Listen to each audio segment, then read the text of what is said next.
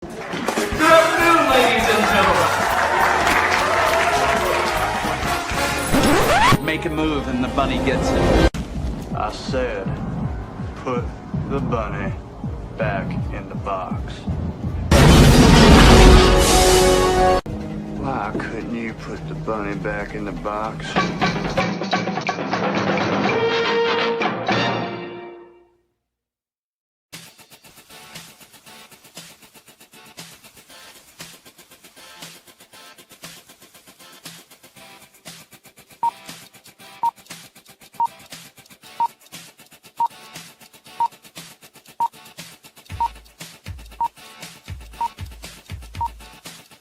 It's showtime.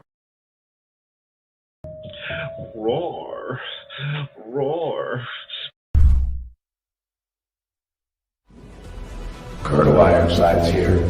200 years I stood in the gap, fighting those who would harm my country. It was my honor, my sacred duty, so help me God. 9 times they took my life. 9 times I stood back up and made them pay. The freedom fighter and I could handle anything, but someone betrayed me. I was ambushed, made mortal, rendered powerless, and retired. They passed an amendment that made me a civilian before I left the hospital. For 50 years, I watched my country change. Watched this work while erasing me from history. The day I quit my job, I powered up and discovered they lied about that too. I'll remind them of freedom. I'll remind them of duty. I'll remind them of their oaths and who they serve. I'll remind them while I'm shoving it down their throats.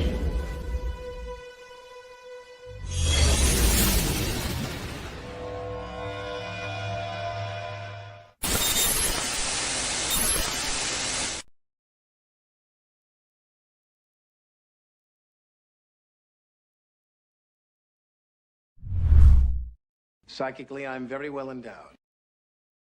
I wanna know what you're thinking. There are some things you can't hide. I wanna know what you're feeling. Tell me what's on your mind.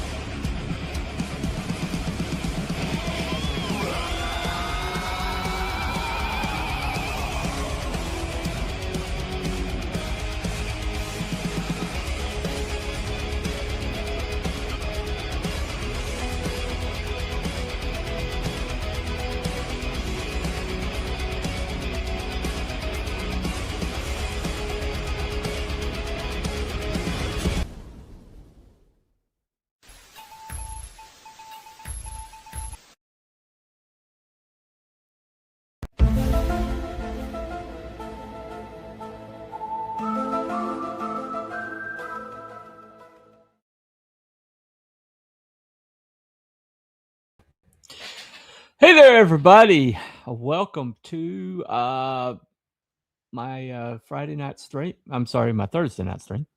Hold on. I think I got the wrong camera selected. That looks awful. Hold on one second. Yeah, that's what's happened. Hold on.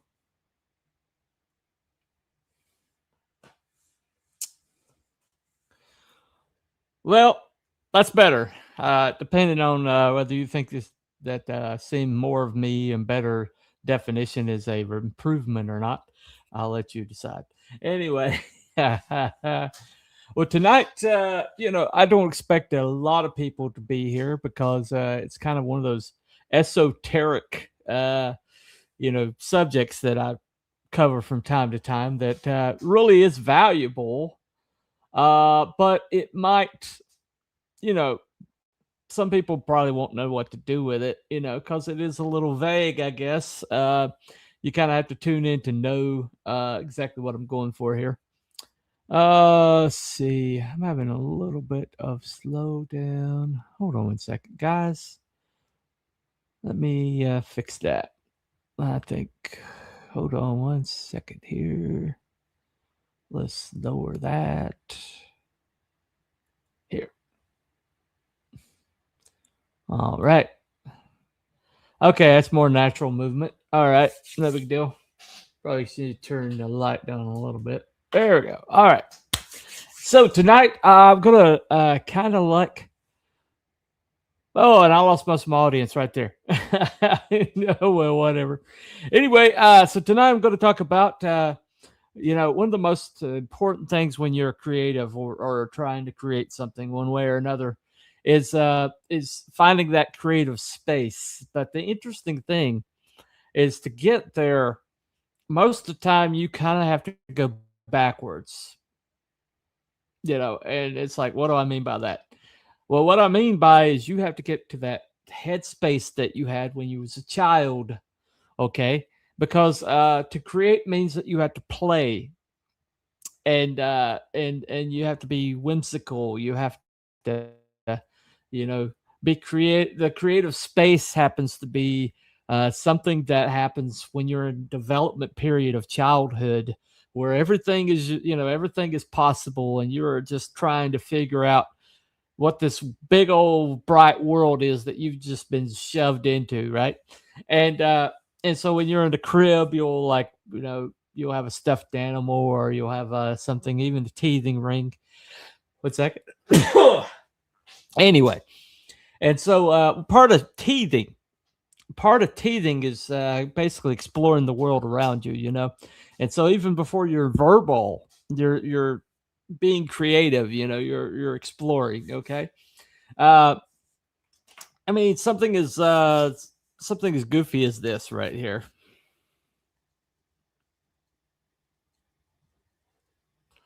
Give it a second. Give it a second.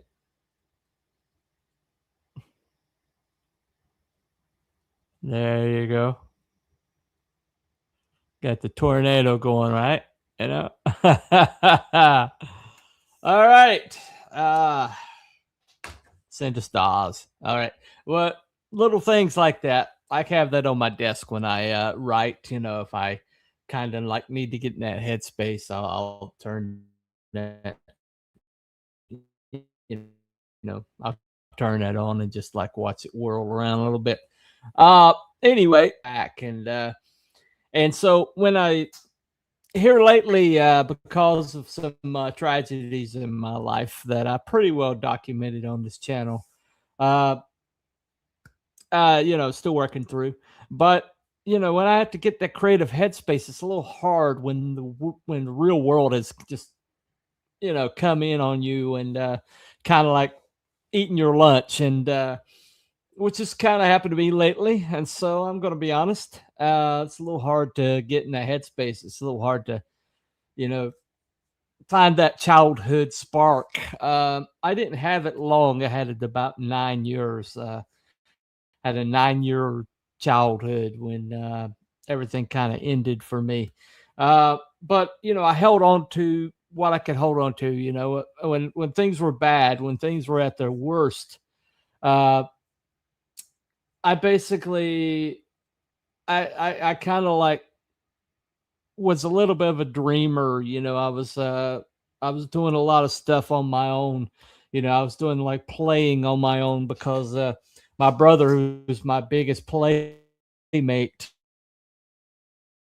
and a lot of the instigation was something he did, but he was gone all of a sudden, and you know I, during that dark days, I clung to the things that were in my head because my aunt decided that I was too corrupted by the world, and so now that she's raising me, she's gonna like pull me back from the brink or whatever. I don't know what she had in her head. Um, if she only lived 4 more years, so I couldn't really have that discussion. Uh, anyway, Vanny Bleak.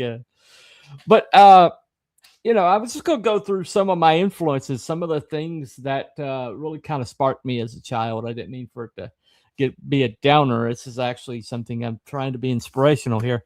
The first thing, this is the Bible that I was given right here. This is my first like book that I was given. Let me see here. Um, I think I have the dedication in here. Yep, dedicated Christmas 73 by my grandparents.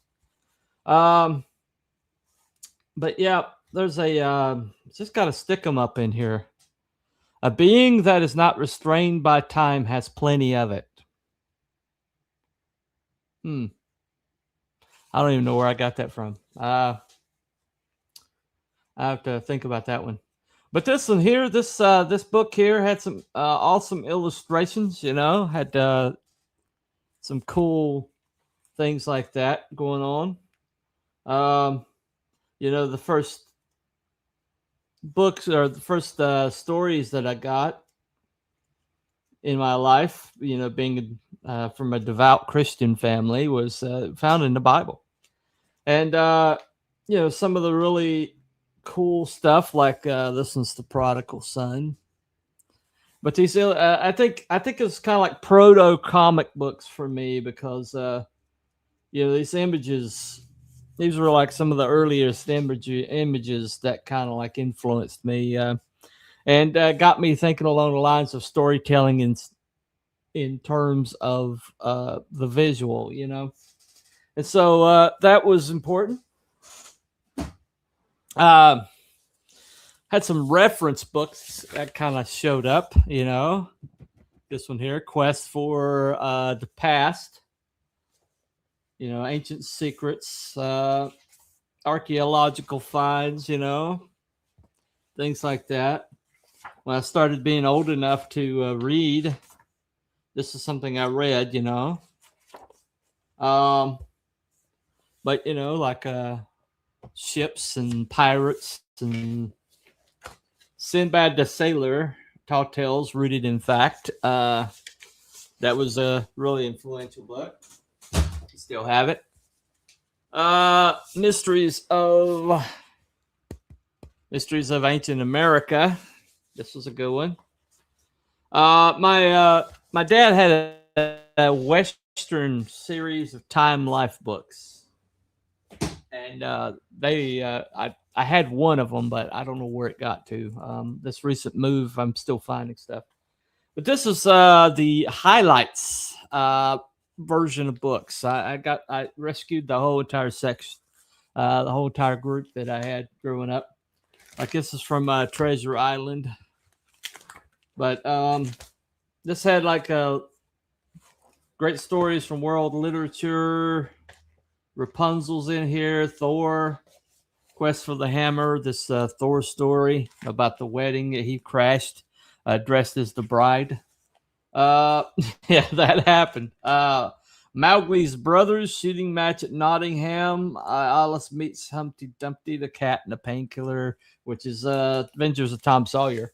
Later on, I read Tom Sawyer and Huckleberry Finn. So I was more of a Tom Sawyer guy than a Huckleberry Finn guy. Either or, you know. Well, when I had those inspirations, though, I started to like filling up notebooks, you know, when I was at school. I didn't know that I was kind of like learning to letter a little bit. But so see, I mean, you can't really see it, but I was learning to letter. Didn't even realize it. You know, things like that. But what I'll find in here, I'll find these doodles, you know, in between the school stuff. Hey, here's an old report card. I got a B. Anyway, it's amazing what you'll find in these old books, but you know, when you start creating, you know, when you start creating for yourself, you'll find you know, you're doing school books. See, I was learning to do some lettering for myself. Didn't even realize I was, you know, working on a comic book already. This is evidently is math, but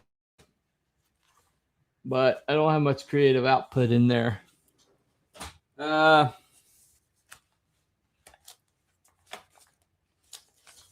This is an interesting one. Comic books.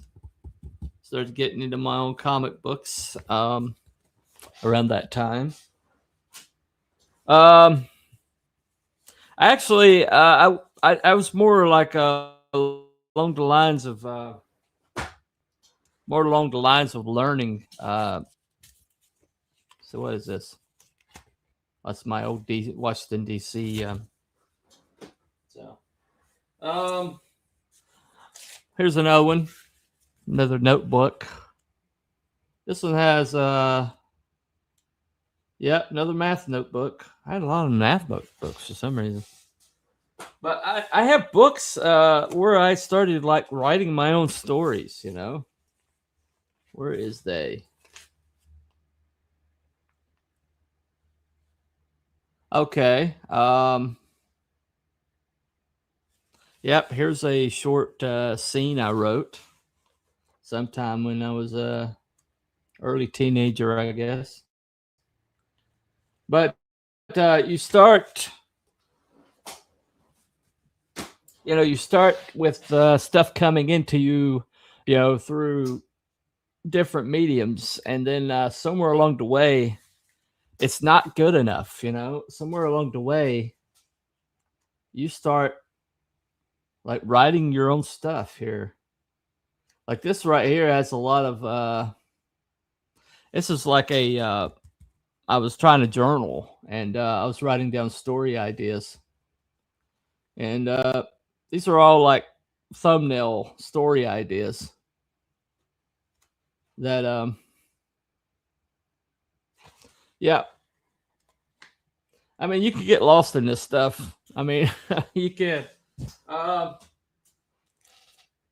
but you know what, it's like you feed yourself all this stuff, you feed all this information into yourself, and eventually, because you have so much come into your brain, it starts to leak. you know you start things you start looking at the pop culture, and it's not quite what you had in mind, it's not quite what you envision in your head, and so you start having to like create your own stuff to keep up with your hunger for new, hunger for stuff that kind of like is curtailed to you, or custom made for your desires. Um, and that's when you start like creating your own worlds. Start creating your own stuff. I had to turn on YouTube anyway. So if I get struck on YouTube, I get struck on YouTube. But I wanted to show you some things. My earliest memory of comic book, of like a comic book medium. I was my mother worked at a rest home, and that rest home had like a cable. So it's like really early. It's like 70s. Very few. Everybody's on the antenna, but this particular rest home had cable. And one of the things I happened to catch, there's a couple things I happened to catch, but this is one of them. Now, these are the motion comics that looked like the very first thing that Marvel put on television. And I happened to catch all of these. You might recognize some of these if you're Gen X, but these are the theme songs. Captain America throws his mighty shield. All those who chose to oppose.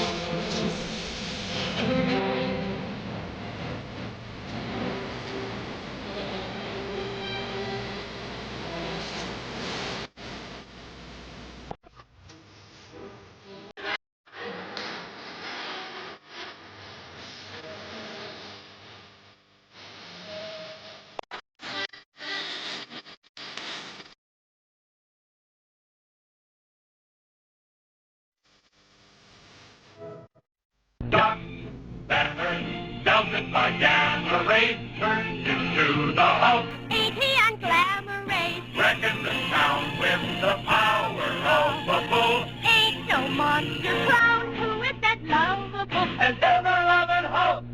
Hulk.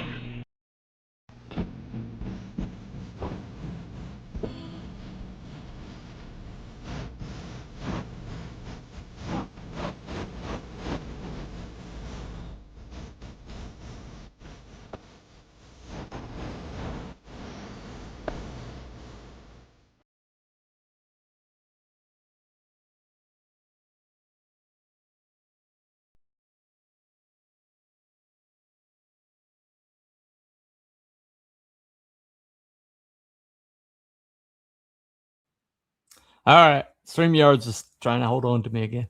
But those are fun, aren't they?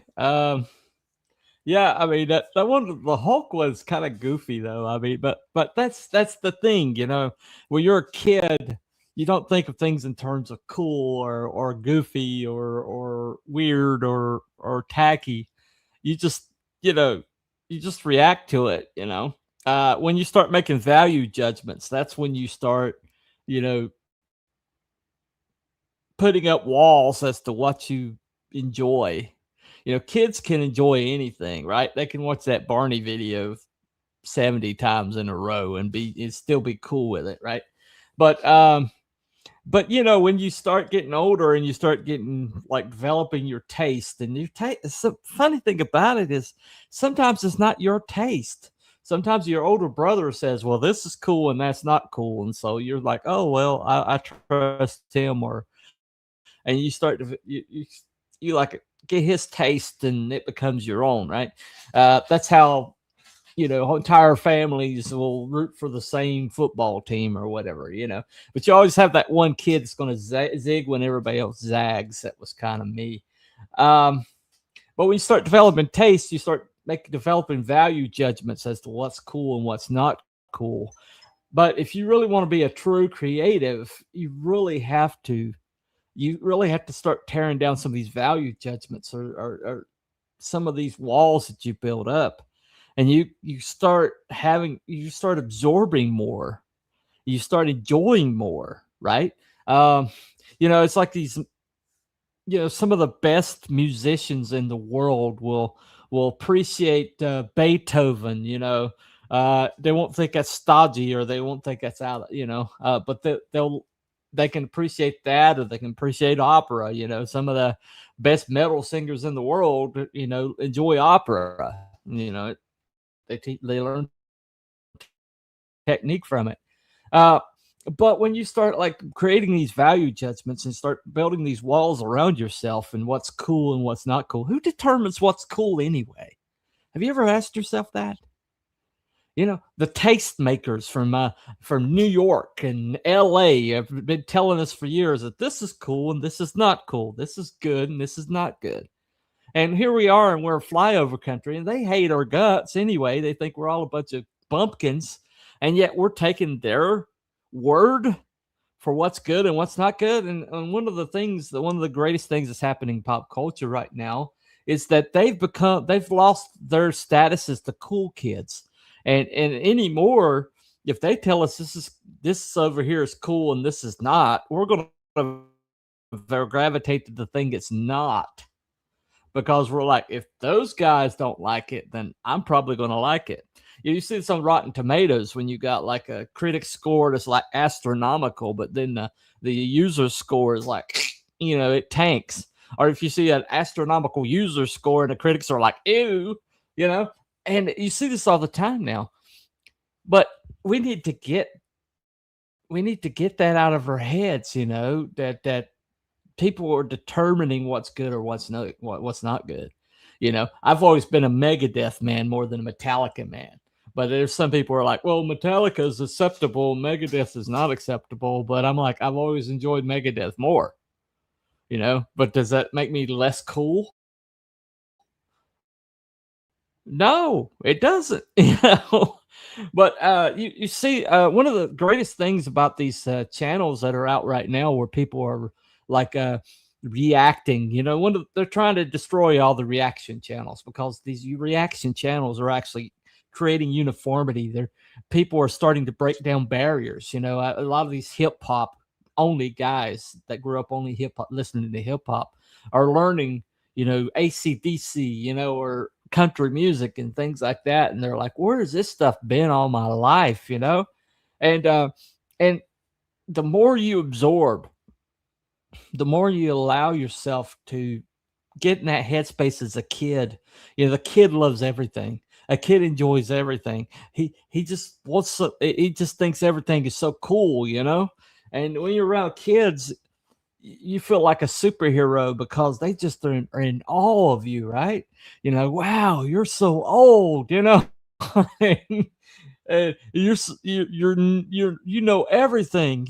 Know everything. Teach me, and even if you're downtrodden, even if you think you suck, you get with a kid and they think you hung the world, for one moment in time, you're gonna it's gonna raise you up, right? Um, but one of the things that another thing that kind of like around this time period, this late 70s, um, I started watching this show right here after I think it was already in syndication, but I started watching this. We'd get our pork and beans, or our pinto beans that Dad made the night before. He sorted it out on the table, and then he put it in the crock pot. And by the time we came home, with he used fatback. I found out later he used fatback, but he'd be in the crock pot. We all had our own particular dish, and we had our Tupperware. Mine was yellow, my brother's was green, my oldest brother's was blue, my sister's was pink, of course. And we'd have our own cup, we'd have our own bowl, and we'd pinto beans and cornbread, and a glass of milk, and then we'd watch this show right here.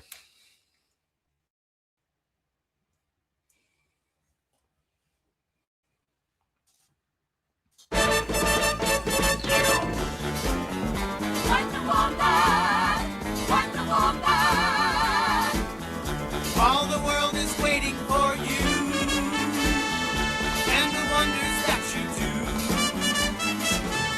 In your satin tights, fighting for our rights and the old red, white, and blue.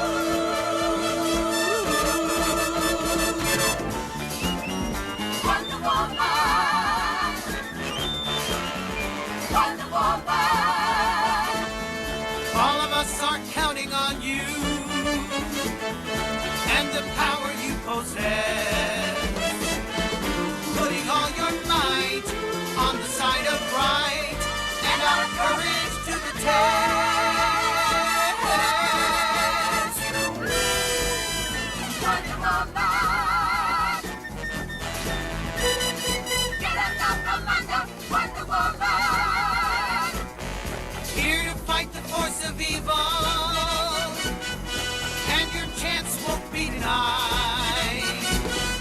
Woman of the hour, with your superpower, we're so proud.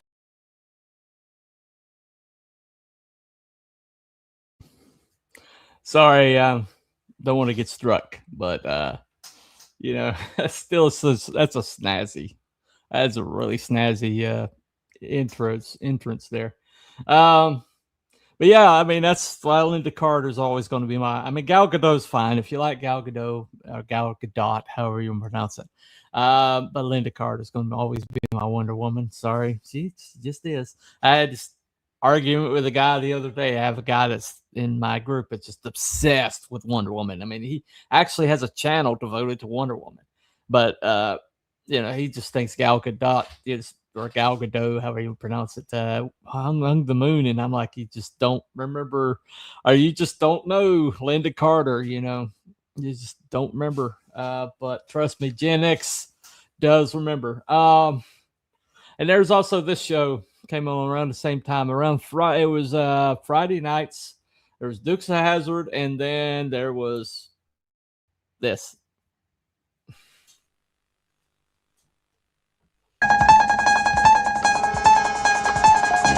Dr. David Banner, physician, scientist, searching for a way to tap into the hidden strengths that all humans have.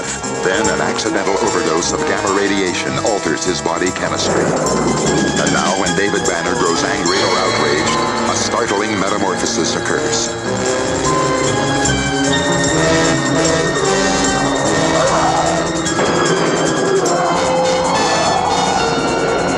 The creature is driven by rage and pursued by an investigative reporter. Mr. McGee, don't make me angry. You wouldn't like me when I'm angry.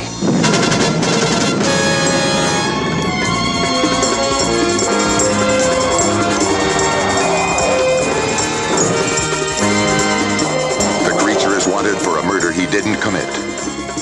David Banner is believed to be dead, and he must let the world think that he is dead until he can find a way to control the raging spirit that dwells within him.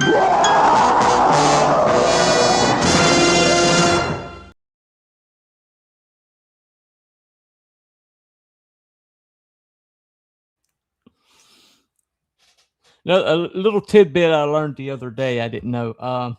Lou Ferrigno was on just arrived on the set, and he just decided that that he was just like brand new to the crew and everybody, and they were trying to set up the shot in the rain of him flipping the car, and the crane broke, and they're like, oh, okay, we're gonna have a delay here to get this crane, straightened out. And Lou Ferrigno's like, why don't I just do it myself? And they're like, can you do that? And he's like, I can deadlift, such and such. I think I can flip a Corolla. And so, they set it up, the rain and everything, and he flipped the dang Corolla, and they're like, okay, I think this guy's going to work out. Of course, he did, he had to use sign language, he's Lou Ferrigno's deaf, but and the weird thing is I found out later that the guy who did the roars and the growls and everything, it's the same guy who played Lurch. I mean, that guy.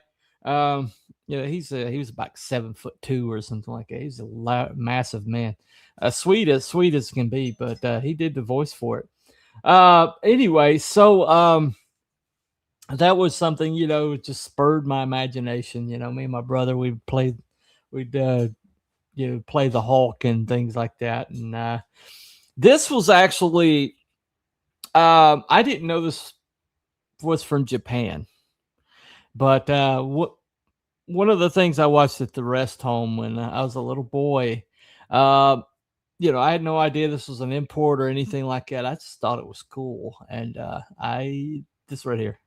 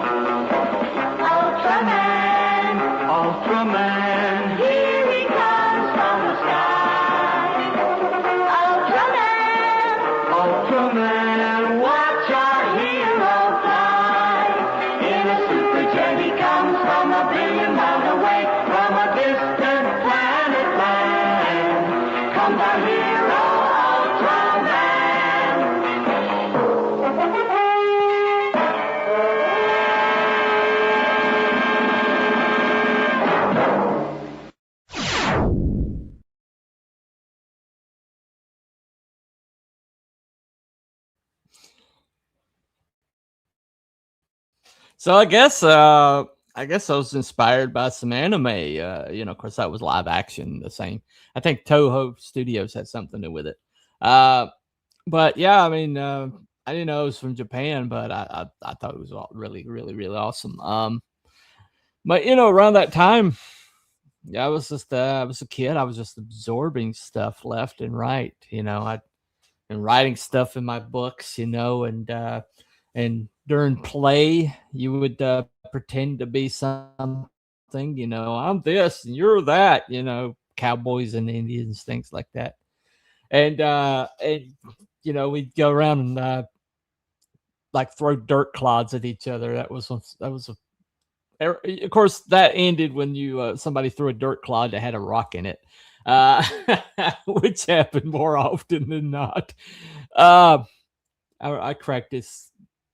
I threw one at this kid one time. He'd been pelting me with actual rocks, okay, and it just like hit me multiple times, and I kept warning him. I was like, "You better stop, man! You better stop, or I'm going to retaliate." And he's like, "Yeah, you can't hit me, right?" And so I picked up a rock and I turned around and I just tossed it at him, winged it at him, and hit the crown of his head. And wouldn't you know, he was a redhead anyway, just but he had like a buzz cut red hair or whatever. And you know how redheads bleed, and next thing you know, that red hair was a lot more red, and I was kind of like, oh crap, you know. So I went home, you know, it was like, you know, just nothing wrong, nothing wrong. Just had, you know, I just had a nice day out, you know, and I remember I was making hand puppets for some reason. I kind of like made Universal Monster hand puppets, and then my dad got the call from the guy's mother, and you know, she was the mother of the neighborhood. You know that one. You know that her precious babies could do no wrong. So of course it's your son, right? And dad's like, "Oh, why didn't you tell me that you cracked his skull open with a rock?" And I was like, "I didn't crack his skull open with a rock. I just," he said, "You threw a rock, right?" And he's like, "After he threw the rock at me multiple times." And he's like, "So it's retaliation." I was like, "Yeah, it's retaliation." So he gets on the phone with her, and he's like, "Well, why don't you ask your son why he's throwing rocks at my son?" He said, "My son wouldn't." He's like, "Yes, your son would if my son said that he threw rocks at, that your son was throwing rocks at him, then he was throwing rocks at him." You know, and like my dad believes me, you know, and I don't know. I mean, it's such a stupid thing to remember from childhood, but having your dad have your back like that was just, it was everything. It was just everything. I wish I'd told him earlier, but I was scared. You know how that is. But things like that in childhood, man, they just shape you, right? They just shape you. Your concept of loyalty, your concept of heroism, you know. I think one of the big problems we're suffering today is kids just don't have any. They don't, while they're in that formative period, Hollywood and is just giving them the worst, you know, calling these people heroes, and they're not heroes, and they're shoving them in in front of these kids, these people with questionable motives, and these people who, you know, wouldn't know heroism if it bit them on the butt. And they're telling these kids in their formative years, when they're still, you know, being shaped, they're still trying to decide how the world works, and they're giving them these awful, horrible people that they're calling heroes, and they're not. And you know, that's one of the really real big tragedies of these mediums, that, you know, because kids that grew up without fathers could always find in the culture somewhere a figure that they could point to and say, "That's what a hero looks like," you know. And now they don't have that. They don't have, all their heroes are female. That's all they're allowed to look up to are females. And so what do you get? You get kids that want to be females, and are afraid of men, you know, and afraid of masculinity, and think there's something wrong with them when they're masculine. And it's like, this is doing irreparable damage to that next generation. Oh, what's up, dude? Good to see you. First comment of the day. Hey, man. Tops blush. Okay, whatever. Anyway, your name sucks, man. It's ain't no way for me to figure that out. Anyway, welcome in, welcome in. But you know, I mean, it's like even a Dukes of Hazzard, something like the Dukes of Hazzard, and they were on the wrong side of the law, but they were like Robin Hood figures when because the law, or the law of the town was corrupt, and so they were the good guys, you know. And but it wasn't like morally ambiguous, you know, because they, even when the people were supposed to be the law, you know, or were bad guys. It's like Guy Gisborne was Sheriff Roscoe P. Coltrane, and Prince John was, you know, what was his name? Boss Hogg. You know, I mean, but I mean, it was just like, that was all littered throughout my childhood. You know, by the time I got to be, you know, I lost my father at 9, and my uncle, who, you know, was took us in. He he never had a father figure in his life, and so he didn't know what to do with me. And but I had the memories of my father, but I also had these things in the culture I could look at. These examples I had to look at. Um, and and that's one of the things that I wanted to talk about tonight is that to get that creative space, to get back there and start like creating your own worlds, start creating your own narratives and start, you know, figuring out how the world works. When you were figuring out how the world works, if you can get back to that space, that you know cauldron of creation, that spark of life and exploration of the world around you.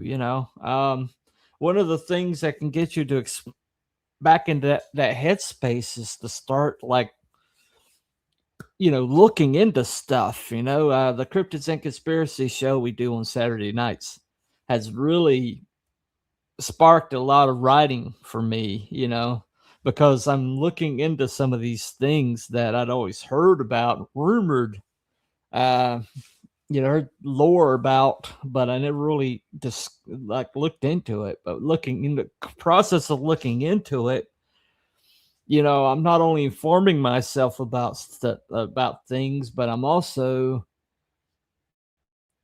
you know, getting stuff to put in my world later. Grist for the mill, power for the engine, and I can't like encourage you enough that the more you absorb of varied different things. I mean, if you go to like this narrow little thing that you're interested in, and that's all you talk about, it's all you read, it's all you look into, then your writing is just going to be derivative of that one thing. You got to spread your wings, broaden your horizons. If you have aversion to country music, maybe you should, you know, listen to some Johnny Cash, or if you are, think metal is just too out there for you or too aggressive, pick up Iron Maiden, listen to some Iron Maiden. Um, expand your horizons. When you're a little kid, the world is your oyster, man. You're just absorbing everything around you, and everything that you're told. Storytelling to kids is the most fun thing. I mean, ghost stories work on kids that do not work on adults, right? And the only way they do is if you can get those adults to kind of like get in that kid mode, and then you can, I told a ghost story one night. It was a ghost story that was told to me by my second grade teacher, Miss Pearson. Man, she could tell it. Man, she could tell this story. Oh my gosh, give me chills. But I'd never really told the story myself, but there was this like real serious meeting going on in the church, and they kind of stuck me with the kids. And the kids were like, "Tell us a ghost story. Tell us a ghost story." I was like, "Are you sure?" And I was like, "I only know one." They're like, "Okay." And so I launched into it, man, and I tried to channel Miss Pearson. And I tried to give it's just about a little girl hiding upstairs. She's been bad all day, and then suddenly in the middle of the night, she starts hearing this voice telling her that they're on the first step, they're on the second step. And and the weird thing is I was being babysat by a woman, a local woman named Ruby, and she had steps, the same amount of steps that is in the story. And so every time I heard the story, I would think about being upstairs at that house and think about hearing something talking about coming up the steps. And I got to the punchline, and man, I sold it. I sold it, and then just suddenly I like grabbed somebody's leg when it's like I got and so the whole group was screamed, man. And then later on, everybody's like, "What the heck happened?" And I was like, "I don't know. I just told them a story," and it's like, but the kids just absolutely loved it, man. They loved it. They loved like taking them someplace else and making them feel that. And because when you're young, man, you just want to feel things. You just want to experience things. You just want to. You're a wide open free agent, right? You don't have. You're not. You haven't been told that this is cool and that's cool and that's not cool and this is stupid and this is not. This is really neat and you haven't been put those barriers up, right? And so you can enjoy Barney, or you can watch Back to the Future, or and you can sit there and believe all of it. And belief is such a powerful force, and you lose it when you grow out of it, and you never should grow out of belief. We all need belief in our lives, right? And here lately, I've had my butt kicked by life, and it's been really difficult to get back in that space. Now I got some writing stuff that I need to do. I've got my own comic book to finish, and I've got a friend of mine writing assignment for a friend of mine, and I've just been having trouble getting back in that headspace, and because you have to get back to the kid, the mindset of a kid. The Bible says that to enter into the kingdom of heaven, you have to go like with the mind of a child, and the mind of a child is such a powerful thing. It's so powerful, and that's one of the problem. That's the first thing that this world tries to take is the belief from children, and it's the worst thing that you can do. That's why abusing children is like the biggest crime, man. It's the worst crime that we have in our society. The idea of taking that belief from a child, it should make us all just so angry. I mean, we should go scorched earth because that belief, a child's belief, is the most powerful force on the planet. A child can believe anything and can go anywhere in their hearts and their minds, and we lose that. The world just beats it out of us, or some nefarious adult does something that hurts us, and we can no longer get back to Narnia. We can't find the wardrobe. We can't find the 100-acre woods with Pooh. We can't fly to Neverland because the feather don't work. We just can't go on the trip with Gandalf and the boys, the fellowship. And that's the worst thing, is when you can't get back there. And I think we all want it. We all want to get back there. I think that's one of the amazing things that, these adaptations of these IPs, they wonder why we care so much. Why do you care? It's just a fictional thing. Why do you care that I've swapped out this person for this person? Why do you care that I've added in this sexuality into something where it never existed before? Why do you care that, we've just completely, totally adjusted the plot line where this person's more important than this person because of some characteristic that we want to push? Why do you care that we're twisting this into a different shape? Why do we care? It's because back when we were first learning to dream, this is one of the things that helped us get there. And when you mess with that, you're messing with our childhood. You're messing with something that's integral to who we are, who we became.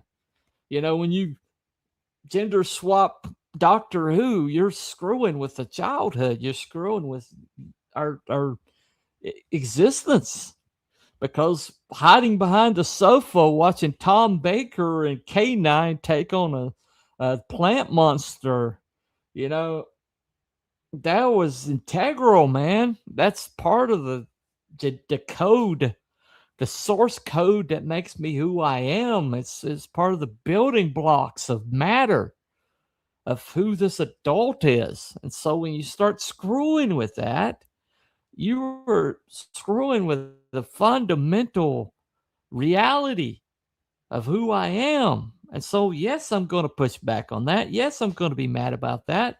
And yes, I'm going to know when you screwed with it.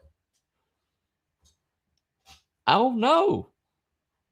And you can't just gaslight me and say, well, this is the way it always is. No, I know it's not the way it always is, because I was there,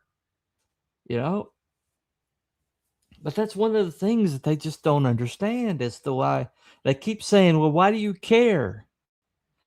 How can I not care? When I was a kid, the world was wide open. This was one of the things that made me who I am. This IP helped me dream. And I dreamed of worlds that this IP inspired.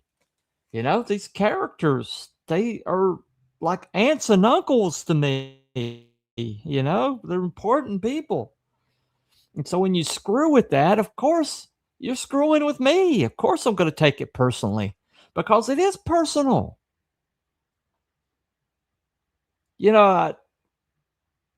That's the thing. Greta Gerwig is currently destroying Narnia for HBO. And I talked to somebody the other day. I was like, I'm trying to kind of like steel myself for what she's going to do to it, because I know what she's going to do to it. Okay. This woman's a known quantity. I know exactly what she's going to do. She's already talking about stuff that she's planning on doing. And I'm trying not to take it personally. I'm trying to like distance myself, but Narnia means so much to me. When I saw those movies and they got close to what I had in my heart, I loved it. Those movies really hold up. The White Lion Witch in the Wardrobe, Prince Caspian, the Dawn Treader. They never got to the silver chair. I was so hoping to get to the silver chair because I wanted to see a Puddle Glum, But this woman can't get us there. She can't get us to Narnia. She's going to get us to LA's version of Narnia, but it's not going to be Narnia because she didn't grow up on it. It didn't form who she is. Going through that wardrobe, but it's not a journey she's ever taken. And so there's no way she's going to do anything with that's going to be anywhere close to what C.S. Lewis intended. And so, I mean, we're watching this world around us, and they're just burning this IP left and right, burning Star Wars, burning Doctor Who, burning, Star Trek. They've been desecrating Star Trek the last few years. And we look at it, we know it's not the right thing, because we know what it looks like. And yes, we care. But we're just watching them destroy it. And the only way to fix it is to make stuff that makes us feel like that did when we first saw it. And so we're creating our own new worlds, our own new characters, our own new adventures. And the only way we're going to get there, the only way we're going to have that authenticity, the same authenticity that made us who we are.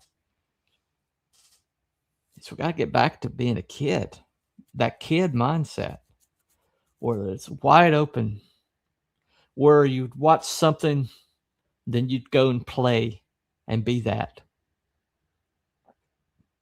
And it just taught you who you are. It's the only way we can get back there. Get that sense of whimsy back. Start ignoring what's cool and be a goofball if that's what it takes. Wear the corny stuff, you know. Be a complete goober if that's what it takes to get you back there. You know, get your little lamp and, you know, watch the tornado. You know, it's a simple thing. It's the simple things, right? It's just the simple things, you know. I've got a hologram of Dracula on my wall over here. And I gave him a high five before I turned the light off every night that I'm in here. Why? Why do I do that? Because I'm kind of high-fiving my childhood, you know. Why do I have toys on the wall back there? Why do I have comic books in that shelf back there? I mean, why am I still trying to hold on to this childhood thing? And I guess because if I lose that, then I don't know why I'm even here anymore. I've been in contact with somebody recently, and I just met the guy, and I immediately severed ties because this guy was so broken, so negative, and so unable to find that whimsy, and just talking to him, I felt a child in me die just talking to him, you know, because that kind of negativity will destroy that faster than anything. But I don't want to get like that guy. And I could very easily go there with all the things that have been happening. But the only way for me to go forward is to go back and visit that kid every once in a while. Visit the kid that hid behind the couch and watched Tom Baker fight the Cybermen. Or visit that little kid who threw the dirt clod and cut the other kid's head open, you know, inadvertently. But get back to, you know, being scared by ghost stories. But get back to, you know, watching Captain America throw his mighty shield, you know. Just I have to get back there and I have to visit. And not only visit, but keep it with me, you know. That's the hardest thing to do in this world right now. Everything's negative. Everybody's destroying childhoods or trying to make everybody grow up and be serious about every single moment of the day. They're not, you know, lose that sense of humor and be self-serious all the time. And people are just breaking people. So if you get a chance to be a goober, get a chance to do something corny, you know, enjoy something that some people would think was not cool, do it. Because it's not about quality of life, it's about your soul. Your soul is at stake. And the moment we're closest to our soul is when we're kids. Because we're all soul when we're kids, you know? Anyway, thank you for taking this journey with me. I hope I inspire somebody, you'll have to be on replay. I don't think I had very many eyeballs tonight. Certainly didn't have a lot, comments or anything, but that's fine. I expected it kind of be a kind of a vague subject, but it was something I really wanted to talk about. And I hope somebody hears it tonight and maybe decides to crack open that DVD they haven't watched for a long, long time, or, read a textbook or a Spiral Bound when they wrote their ideas down. Anyway, thank you all for coming, and we will see you next time. Follow the White Rabbit. And bye, everybody.